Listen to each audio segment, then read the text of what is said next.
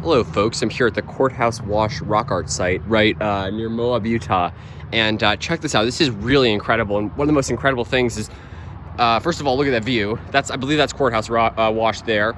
And then that's the Colorado River there. You see it sort of snakes around this sort of marshland almost, like this little valley here, and then it goes into there and into Canyonlands. But this is really incredible because that's the hotel we're staying right there. You see it's got that cool pool and everything, literally right across the street from the hotel. There was this petroglyph site, and it's not just a coincidence. I mean, it sort of is a coincidence, but the point is there are so many of them here that it's not like this was a really rare thing here. It's a treasure, but there are just so many of them. Yesterday I looked on Google Maps and I looked for some local petroglyphs, and then I looked on later just trying to see if somehow maybe there were any closer. I found some that were like right down there at the bend in the river, and I was like, oh, there can't be any closer than that.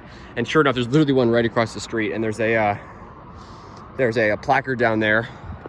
You can see marking the history of the site, and it was sort of a little difficult to find it. I went up here, I was like, where is it? And then I spotted it, and it's just spectacular. So let's talk about what rock art really is. So rock art describes the collectivity of petroglyphs and pictographs, at least in this site. So petroglyphs are images carved into stone, and specifically here in the Southwest, petroglyphs are very rare in the East, by the way. Here in the Southwest, they have something that the East doesn't, which is called desert varnish. It's this black coating on the rock.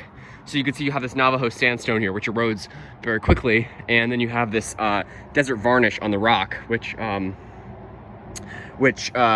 of coats it, and it sort of has this black on red Navajo sandstone contrast. So what the Native Americans did is they would sort of peck and drill through this desert varnish, which is only a couple millimeters thick, and so they could get to that lighter colored Navajo sandstone underneath. And you can see, I think it takes like 5,000 years for desert varnish to fully coat back again, I guess. So you can see these ones have started to be coated a little bit, but they're still pretty visible, which is really nice, and I'm just really glad to see that. So these look like bighorn sheep here. You can see like the horns and everything. And then they've got all sorts of cool designs up here. It looks like maybe it's been vandalized a little bit. And look at that, that's really cool. So all sorts of cool designs, maybe a snake there, and a little circle and more figures. So I think that's just super neat. You can see another sheep down there by the end. That one's really well preserved. And petroglyphs are images pecked or chipped into stone.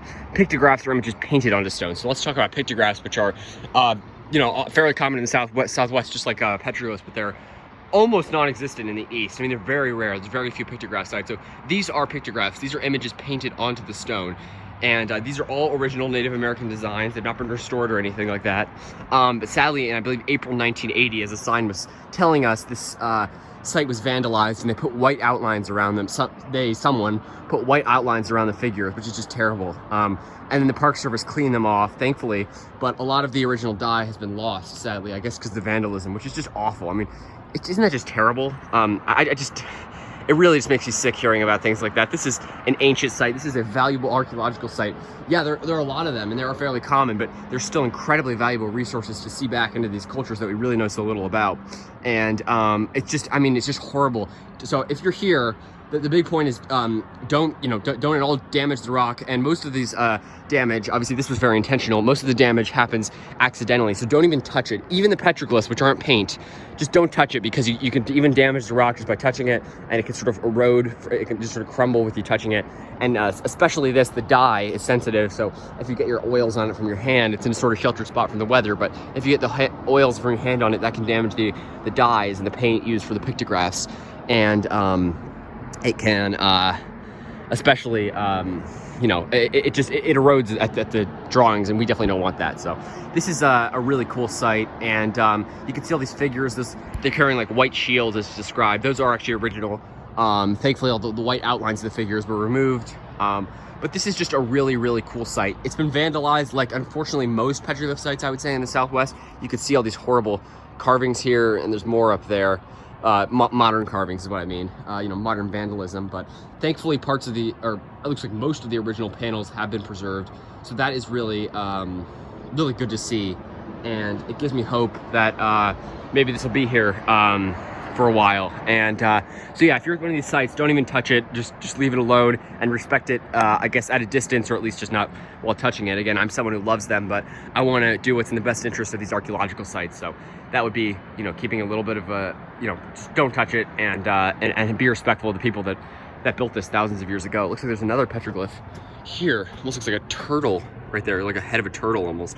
It's just super cool. I mean, I'm someone who loves ancient history, and I love rock art and petroglyphs, and especially the pictographs, which because so much of the stone is dark in the east, they don't have this. Here they have like light stone to paint on, but so much of the stone is dark and unpaintable in the east, so it's hard to paint on. But here you see a lot of pictographs like this. It's just super cool.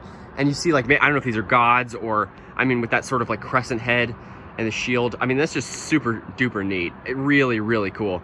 And I'm going to Mesa Verde later. I'm actually going to Newspaper Rock after this. Newspaper Rock is one of the largest petroglyph sites in the world. It's about 45 minutes from here down the road on the way to Mesa Verde. So lots of archaeological sites planned for this trip because I am a big ancient history, specifically indigenous history buff, I guess you could say, or at least enthusiast. So, and that is Arches National Park right there, by the way. I believe on the north side of this wash, it's possible we're in the park right now, but this is like the boundary of Arches National Park. So right across, that's the hotel we're staying right there, literally, right on the river. So beautiful, beautiful site. And this is just really incredible. And it took me a while to find it because I was going over there and then I scrambled down there and I was going up these rocks looking for them, but thank God I found it. And thank God it's still relatively well preserved. So that's really good to see. And I mean, these are incredible treasures. You can see there's more heads down there. And just don't be one of these fools that comes here and wants to get your name engraved and then ruins an archaeological site forever. Just don't do that, and have respect for this site and the people that built it. So thanks for watching, folks. Stay tuned for more videos. Have a good one. This is Courthouse Wash rock art site here in Moab, Utah. Lots of petroglyphs and rock art generally around here. Take care, folks.